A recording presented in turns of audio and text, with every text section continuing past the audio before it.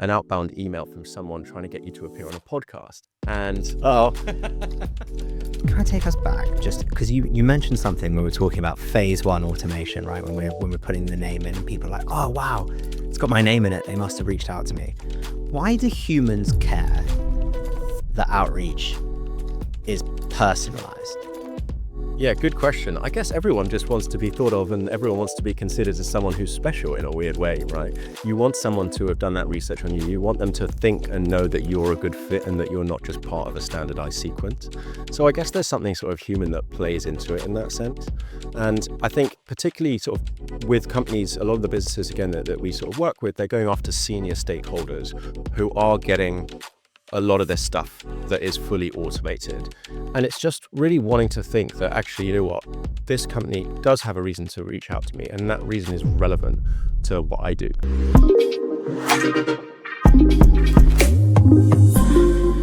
This episode is brought to you by Instant Impact. Instant Impact provides transformative talent solutions to small and mid-sized companies that are making between 30 and 500 hires each year. If your recruitment's giving you a headache and you don't know where to start, then give the team at Instant Impact a call or visit www.instant-impact.com for more information. Hello and welcome to We Need to Talk About AI. I'm your host, Felix Mitchell. One of the characteristic features in this AI tech revolution is that there seems to be a new technology for everything, every step, every process, every thought, every team. And I find it really fascinating that such a high proportion of businesses have started by applying AI to their revenue generation. Is there something about sales and marketing that lends itself particularly well to AI adoption? Is it just the easiest business case to build? To help us understand the potential and the pitfalls, the failures and trailblazers, I'm thrilled to welcome the CEO of Perlon AI and Perlon Labs, Sinjan Dalgleish. Sinjan, welcome to the show. Thanks, Felix. Good to see you. Good to see you as well. So let's just jump straight in. What is it about sales and marketing that is so attractive when it comes to artificial intelligence? So I think primarily it's due to the fact that it's the first place that most businesses want to go. Everyone wants more new business. Everyone wants more customers. And I think some of the ways that you can utilize LLMs have really sort of played in nicely to what sales teams do. So the way that obviously we work is that we help customers with outbound sales and conducting outbound sales at scale. Historically, I think a lot of the processes that salespeople, both sort of junior and senior, have had to go through have required a lot of kind of manual effort, manual work. And I think the sort of combination of AI and manual work is obviously one of the first places that you'd look to optimize. And I think that's broadly kind of where a lot of these companies have sprung up from. It's that need for new business on the part of pretty much every company. And then the ease and combination of automation and manual process optimization that can kind of come from building products in this space. So that's certainly kind of how we've seen it play out so far. It must be interesting times because it feels like whether caused by or I guess contributing to, it feels like a lot of companies have found themselves in much less hot markets than they were a couple of years ago. So maybe do you think there's something in the sort of sharpness of need for new business that's coinciding with the, I guess, quality of the technology? Yeah, I think that plays into it. I think the other thing that's really been very clear to us is that there's been a huge structural shift in the way that teams are able to conduct outbound in particular. Google, Microsoft, I don't know if you've ever sort of I know you've run outbound email campaigns yourself, but in the last 12 months, they've made it really tricky to land in people's inboxes as a kind of first issue that a lot of companies have faced. So the tools that you used to be able to use to run outbound campaigns at scale just haven't really kept up with the structural shifts that have occurred in the industry. So, I mean, back in the day, I remember even thinking back sort of like 2017, 2018, if I was running, an outbound sales team, an individual would be able to put 1,000 contacts into a campaign through one mailbox. They get a delivery open rate of, 50, 60%. They'd have a reply rate of, 4 or 5%. You'd be able to switch out, hi Felix, hi Sinjan, the fundamental body would be the same. And that would be a personalized email. When that was novel, when that was new, you could operate in that way. And Man, I remember just cranking out. Yeah. But, we needed some new, this is like probably maybe 7 years ago. You needed some new sales calls. You just crank out 2,000. Totally. You just whack people in at scale. And that email, when it landed in your inbox, you'd think, oh, wow, this person's actually reached out to me because they've used my name. So I think that kind of world has very much changed. Those tools that you used to use to be able to do that haven't kept pace with the shifts in the industry. And if you tried to put 1,000 emails through your, company Gmail account now, like, your deliverability would be awful. You wouldn't get the same response rates. And I think that shift has, I suppose, ushered in this kind of new wave of technology that's able to adapt to those changes. And I think what you've also seen is you've just seen, in many ways, the decline of both email and LinkedIn as kind of mediums for outbound and mediums for communication in terms of their effectiveness because of all of these automation tools in the sort of pre-LLM age anyway. A lot of the teams that we speak to, for example, are spending a lot more time on the phone. They realize that the one way that you can still guarantee to a prospect that you're a human is by giving them a call. Obviously, there are AI dialers and these kind of things, but a lot of the companies we speak to, again, they don't want to attach their name to that kind of thing, particularly if they're selling anything enterprise. Having an AI call you is not going to cut it. Pretty sure it's illegal as well. Well, I think there is something to do with that, with GDPR and various other kind of regulations there. So I think, yeah, it's been the case that a lot of teams have realized that they can still automate, but they want to automate with the quality that they would historically have of someone sitting there writing emails. I remember, again, like sort of harking back to the sort of glory days, the way that you could scale outbound, the way that I used to be able to scale outbound teams was by human capital, right? We just hire more people. And I'd get those people, instead of putting 1,000 people into a sequence, to write 10, 20 super personalized emails. I prefer that they did that in a day than just whack a load of people in a sequence. And it was more effective, but replicating that at scale was the difficult thing. And it just meant hiring more people. So now that you're kind of, I suppose, getting into this place where you can replicate quality at scale, that's kind of where we saw the interesting opportunity to be able to replicate the way that brands like to communicate their value prop in a really refined way amidst a sea of noise. That is, a lot of what goes on in outbound. And the sea of noise is a really apt phrase. Obviously, we started and continue to operate in the recruitment world where we're seeing a sort of, someone described it as a wall of beige, which is, all candidates using the same LLM, CV and cover letter builders. And especially at the early career stage, everyone sort of kind of looks exactly the same because it's based on the job description and it's based on very little experience. I'm also noticing the same beigeosity in my inbox, when I'm getting cold outreach and cold LinkedIn messages. What does that teach us about the need to reduce admin and therefore make us scalable at the same time as we're adding value and doing things better than the human? Yeah, I think that's one thing that a lot of companies have struggled with, is to use LLMs for output that doesn't sound broadly the same as the next company. So I think when you're using ChatGPT or you're using, Anthropic single context window prompts with a limited amount of information that feed into them and getting a vanilla kind of samey kind of output, that is where people are getting really kind of tweaked to what that looks like, right? You've probably seen, on LinkedIn, or you've seen in your own inbox, the M dash being sort of overused, where you can just say, oh, okay, that's an OpenAI output. My favorite is, now picture this. Yeah, okay. Yeah, see, that's it. They've got their phrases, right? They've got their sort of favorite phrases and ways of saying things. And I think there's kind of also been this fight back, or this kind of reversion to quality now, that people are so tweaked to seeing what that looks like and understanding how that looks, for like the format of that. And I think, again, this is kind of where we've tried to think about how to do things slightly differently, is how can you really embed nuance? How can you embed contextualization? How can you embed brand, tone of voice into your output such that it doesn't sound like that and, just get dissipated amongst the sort of sea of rubbish that goes out? Can I take us back, just because you mentioned something when we were talking about phase one automation, right? When we're putting the name in and people are like, oh, wow, it's got my name in it. They must have reached out to me. Why do humans care that outreach is personalized? Yeah, good question. I guess everyone just wants to be thought of and everyone wants to be considered as someone who's special in a weird way, right? You want someone to have done that research on you. You want them to think and know that you're a good fit and that you're not just part of a standardized sequence.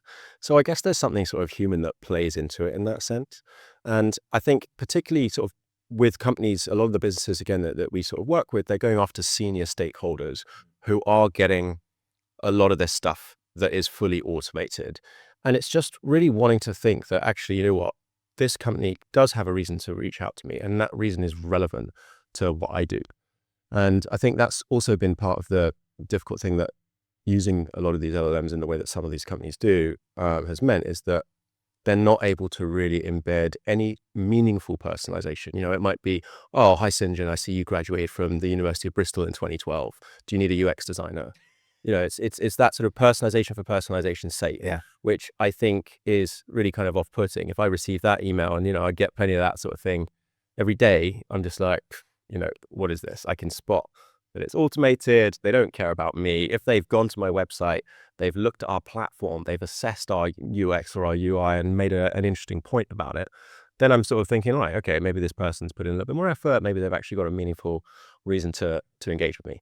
So I think that kind of plays into it. It's really to do with, yeah, relevance. And then I think just the way that you feel about, you know, other humans and interaction with them. You don't want to be part of a sequence. You want to be someone who's been thought about in a way. Where do you decide? And I guess outside of Perdon AI, which is your outbound at scale platform, if you're building a tech stack, or no, actually, if you're building a sort of sales process, let's just stick in the sales world, where do you automate? Where do you not? Yeah, so the key places I think you can automate effectively are at the moment anything that's sort of written in the main. With a lot of the people we speak to, they will always have, let's say they've got several tiers of prospects that they want to work with. They'll have their sort of tier ones who maybe they won't touch with any automation. They'll keep that completely, truly personalized. Then they might have a bucket of tier twos and there's 20,000 businesses within that tier two. You don't have the capacity to get in front of those businesses with any kind of meaningful human-to-human automation. So you need to use, human-to-human outreach. So you want to use something that is a little bit more automated. But then there are, I think, the mediums of outbound which lend well to it, and there are mediums that don't. So LinkedIn is historically very anti-bot. So there's a bunch of businesses in the prospecting space that have had their LinkedIn accounts banned recently. You know, Ample Market had their account banned. Apollo had their account banned.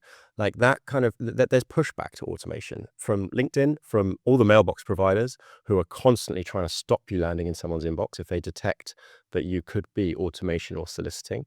And then there's also so those are the two mediums through which, you know, you historically could work it quite well.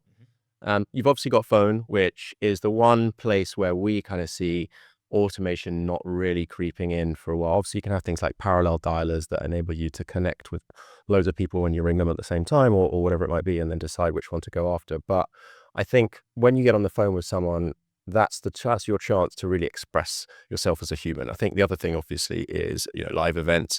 We're seeing a lot of the customers that we work with really kind of doubling down on physical, doubling down on the phones, because that is where the human can still make a big impact, and looking to automation in the areas where they can't. But they want to still have a multi-platform, multifaceted strategy, because you never know whether X CEO is going to respond better to email than he or she is to LinkedIn or to a phone call. And you've got people who have their preferred mediums. You've got industries that are much more heavily dependent on certain of those mediums, right? In which case, those are the best ways to hit certain people. So you got to have everything. You've got to be doing it from all angles. But you've got to be picking and choosing which ones you automate and which ones you kind of keep in this little ivory tower of like never automating, I guess. And presumably, the fact that you have automated gives you more resource to focus on the other Totally. elements as well. Yeah. I'm really interested in where trust plays in to all of this. It feels in so many like aspects of life right now that trust is in really short supply. How we look at our politicians, the general perception of businesses, candidates having a crappy time in assessment process, companies seeing people using interview avatars Yeah. to do their interviewing. I'm sure I remember there was that really early on. There was that CFO who got deep faked, getting someone to transfer like $10 million or something like that in I think it was Hong Kong or Singapore. Has all of this automation, or I don't want to say trickery because it sounds bad, but passing off as human, has that created a need or a greater need for trust in the sales process? Yeah, for sure. It definitely has. And I think there have been a few examples that I've seen even recently. I've probably had this happen to me, well, it must be 4 or 5 times now, where you get an outbound email from someone trying to get you to appear on a podcast.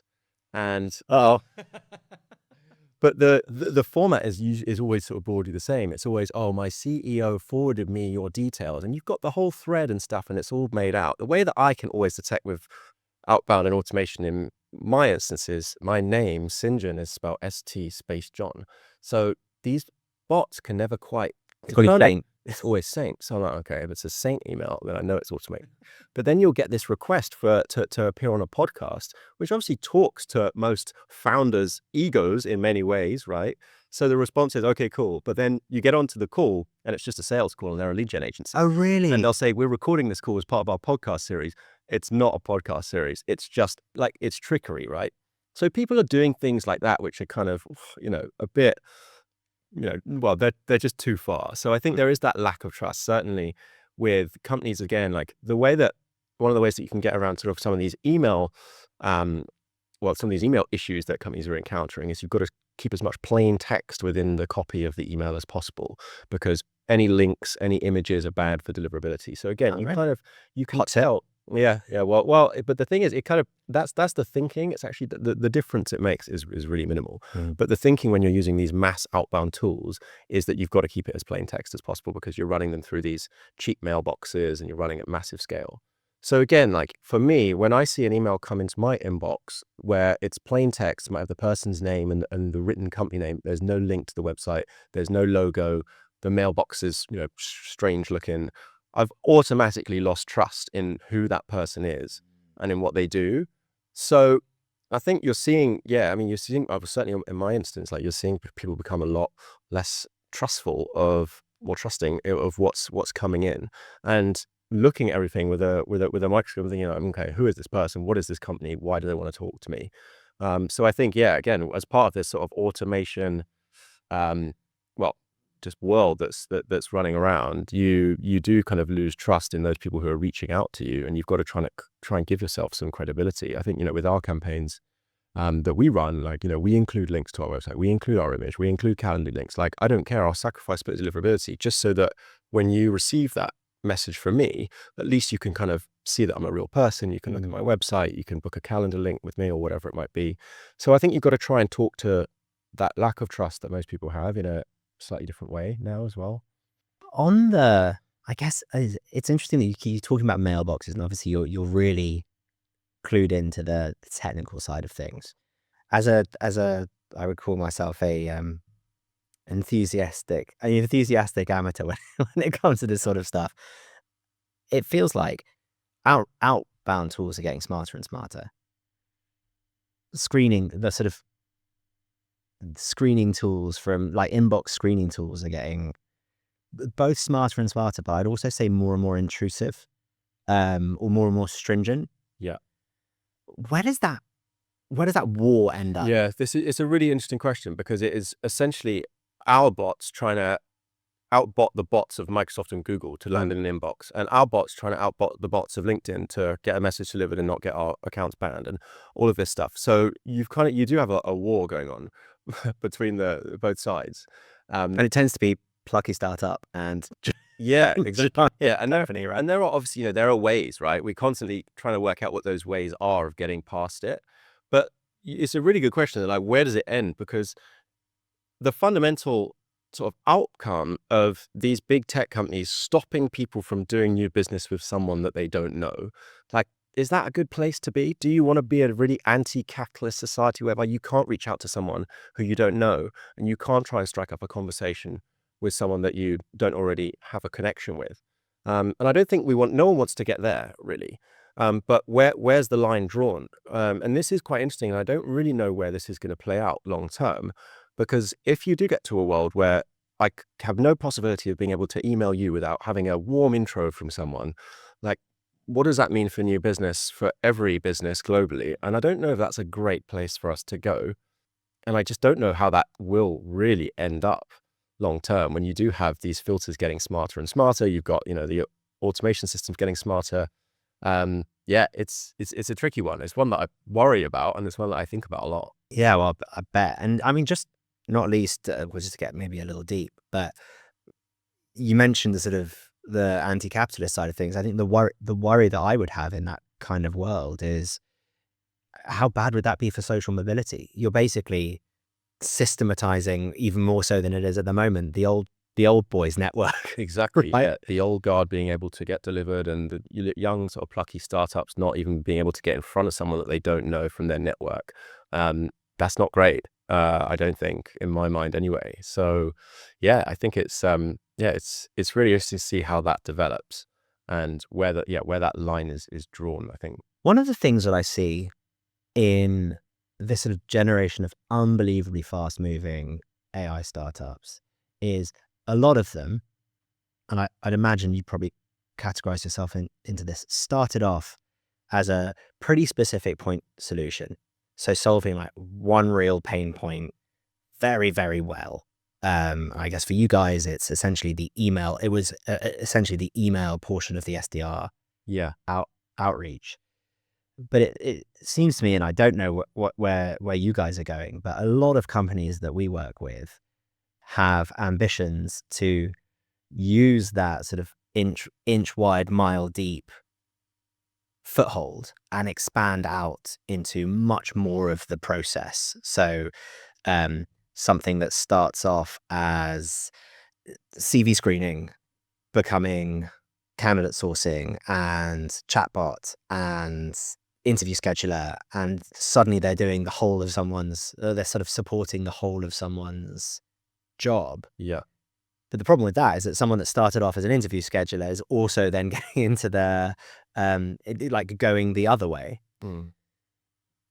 Where do you see where do you see the future of AI point solutions, AI tech stack? Are you expecting to see a lot of change there, or kind of continue as we are seeing so many new businesses every single week? Yeah, I think we are still pretty early in terms of how this all plays out. We don't really have huge visibility on exactly the direction we're going, but you have had these businesses which have come in and they've been really branding themselves as the AI SDR, the SDR replacement, as in I think there was a big advertising campaign that was run by a company called Artisan on the tubes, which talked about, you don't need to hire another SDR, you hire a bot, basically.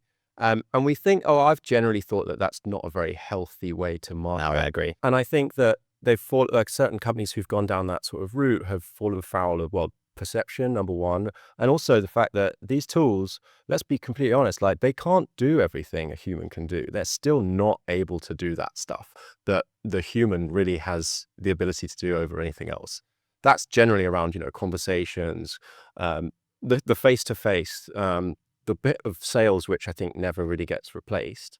So whether we get to a place where the sales team is a lot tighter, is more efficient, can be run with fewer people, which I think is probably the most likely. And that's certainly the direction that we've seen. Well, to be honest, the direction we've seen companies go is they want to augment their team, not replace. I've worked with very few businesses who've brought in our technology and sacked a bunch of their team.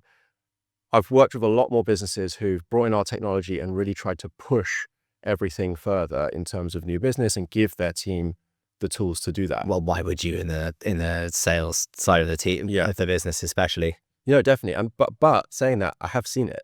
We have had customers who have used our technology and then they've got rid of some of their SDR team off the back of it and really consolidated to full cycle AEs.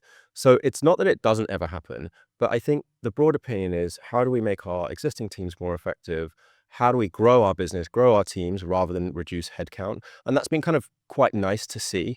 And it's certainly tied in with the way that we've kind of marketed what we do, which is, augmentation rather than complete automation and complete human replacement. But obviously, different functions across different business units beyond sales will have different needs, and automation will be more effective for, I mean, like customer sort of success and customer service sort of bots are like the clear example of that. Again, with the way that you can automate a lot of sort of manual query responses, that is a clear way that, those teams can quite quickly be replaced. In the main, maybe 10% of conversations need to feed through to a human instead of what was historically 60, 70. It really depends on the, I suppose, level of automation that is still able to be effective within a business and in which business unit that sort of sits. Yeah, it very much varies, but anything still with a human involved, with a human being important, and sales obviously sits right in that. There's never going to be full replacement, I don't think, but we'll see. I'd love to just spend a little bit of time as we come to the end of the pod today, just talking about why so many AI projects fail. I mean, we're talking, I think, whether you're paying attention to McKinsey or MIT, it's somewhere in the 80 to 90% of AI pilots have failed to date. Where, rather than focusing on where companies are failing, I'd love it if you could just talk us through maybe a couple of examples where you've just seen a company smash the implementation, and see if there are any sort of commonalities across the companies that you see doing it really well. Yeah, sure. I think that has been obviously in the news quite a bit around the kind of failure rate, let's call it. And the technology is nascent fundamentally, right? Anything to do with LLMs, any kind of application of LLMs, it's still really early days. So you're going to get mistakes. You're going to get things that don't work out. I think the companies that we've seen have the most success are those who are prepared to make lots of small bets rather than, big bet the farm type things on one particular process, and just go in and really try and establish, okay, where can this technology at this stage in its development be applied. So a lot of the businesses that we speak to, again, on the sort of consulting side, the directive is it's always coming from the CEO. If it's not coming from the CEO, it's coming from the board. And the ones who are prepared to really dissect the company and work on lots of things at once are the ones that I think generally have seen the best results, because certain, as I sort of mentioned, like certain sectors or certain sort of teams or functions within a business will see more success than others, just by nature of where the technology is right now. So again, we've worked on projects on the sort of consulting side that are hopefully really looking towards an ROI, and scoping out what that ROI could look like as early as possible is quite important, because in things like customer service, automation is something that you can quickly sort of identify as being a clear winner. And that's where we've had quite a bit of luck so far. In terms of the actual kind of business sort of units that we've, I guess, also seen quite a lot of success with, it's stuff to do with generative AI, with imagery. We've worked with a number of fashion brands, for example. So if you're a fast fashion brand and you're, releasing 100, 200 SKUs a week or whatever, What's it like? different sort of items, sort of different types of clothes or whatever it might be, your bills for photo shoots, for example, are enormous. You've got models, you've got photographers, you've got locations. All of this stuff really kind of quickly adds up. And if you've got a lot to do and you can suddenly optimize with using generative AI for different backdrops and putting different clothes on different models, and you can look to automate that, then of course, again, you start to see some quick wins, because the cost difference is vast between hiring a studio, getting the models in. So again, it really depends on the use case, but you've just got to build an ROI case for it, or build what you perceive to be a sort of projection of how that ROI could look. Give it a try, maybe run a POC, see what the early indications are, and then double down on those things that are clearly working. But I think, yeah, as I said at the start, like the key thing really is just to have quite a broad view on it and be prepared to take a lot of bets. The budget, from what we've seen, the budget is there. The budget is being allocated towards this. There aren't many CEOs or founders or, management teams who aren't thinking about this, or for whom the directive isn't there to do something.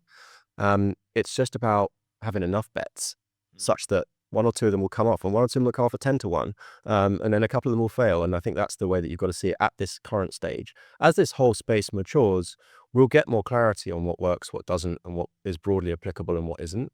So yeah, it'll develop, I think, into clearer wins.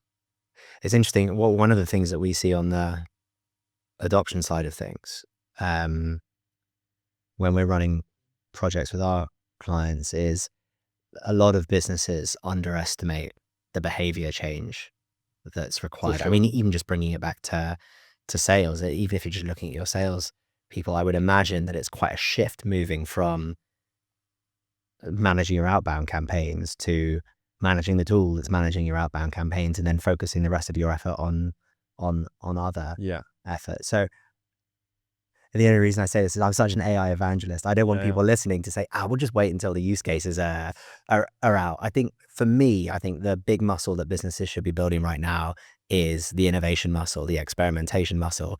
And the call to action, I would say, is don't wait until there's a use case, because you may well still fail on the adoption side of things. Yeah. That's where so many businesses go wrong. Totally, yeah. You can fail on that. And also, if you're not taking the bets now, your competitors are. And if they nail it before you do, then that's, again, another problem that you're in. But I think, on the adoption piece, it's definitely something we've noticed. Sales teams can generally be quite mercenary in the way that they think, because obviously they're generally commission driven. So anything that can help them drive more new business, like they generally adopt pretty quickly. Well, the incentive set's just there, isn't it? Yeah. Exactly. So it's quite clear cut with them. Other teams that we work with, or we've done sort of projects with, structural engineers and things like that. It's a big shift in working patterns and in what they're doing on a day to day. And the adoption piece is difficult sometimes. Really ensuring that they pick up the new technology and that they use it can be hard. And having that education piece to run alongside the deployment of a project that's taken you 9 months to build is something that I think businesses really need to think about when they're making those initial investments. Because ultimately, if you build something and no one uses it, what was the point, really? And again, I think it really just varies by team, right? Some people are more inclined to go with that sort of technology than others. I think as well, one of the things that we've noticed a little bit in sales is with some of the larger sales teams, there can be, ego built into the VP or the CRO that on their CV says they manage 100-person sales or globally. Empire builders. Exactly. Yeah. And then, when you come in and you offer something that might enable them to run a leaner team, it's like, but that's not going to look as good on my CV. Or like, there can be weird ways of thinking around this that can mean people don't want to go down the route of adoption, and they can actually fight it.